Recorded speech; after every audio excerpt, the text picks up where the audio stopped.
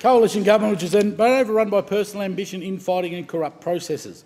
Nothing exhibits this rot more than when the PM commissioned his mate and former Chief of Staff to investigate the conduct of one of his ministers, a politically appointed public servant with what could easily be described as a potential conflict of interest, investigating a minister with a conflict of interest. In a shock to everyone, I'm sure, the Morrison-directed Gatchen's report has apparently found that the respected Auditor-General's report was wrong. All is good with the rorted Community Sports and Infrastructure Grant program. How do we know that he arrived at this conclusion? We don't, because the Prime Minister refuses to release the report, a report that even the Senate has ordered him to do so. But no, old ad man tells us nothing to see here, all is good. It's like setting the fox to guard the hen house. This is a government that has such little respect for the electorate and the parliament they can't even pretend they're being transparent. It's all denied FOI requests for its release, claiming Cabinet confidential, even though Cabinet did not actually instigate the report.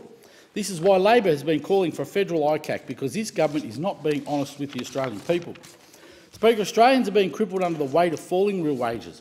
That is real wage growth that is going backwards. Job security is fast becoming an unreachable dream. Cost of feeding the family and paying the bills is getting harder and harder, and the sideshow government has shown it does not care. Power prices have been surging in outer suburbs like ours, despite promises from the embattled Energy Minister Garrett Taylor, and that he would get electricity prices under control. Like the new comical Ali, he's been out there with his scripted mendacious claims saying the power prices are going down. All is good. Great job, Angus. Well done. Fantastic. This is totally opposite to the truth.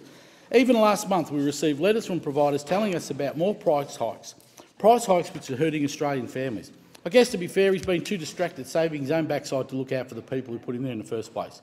And instead of focusing on these issues which actually matter for the everyday Australian, what this government is busy focused on, fighting themselves and rorting taxpayer monies for their own political gains. Enough is enough. On a brighter note, Speaker, I want to congratulate two incredible young basketballers, Maddie Condren and Tess Barnes, who both played a huge part in an amazing win over New South Wales here at the AIS in Canberra. The hard work these girls put in to win at the finals is a source of inspiration for many young people in our communities. They should be very, very proud of their achievements, just as we are proud of them. It's a stunning achievement by two local girls from our very own electorate of McEwen. Ultimately, it's young champions like this the government should be delivering for, not friends in high places who need protection rackets to survive.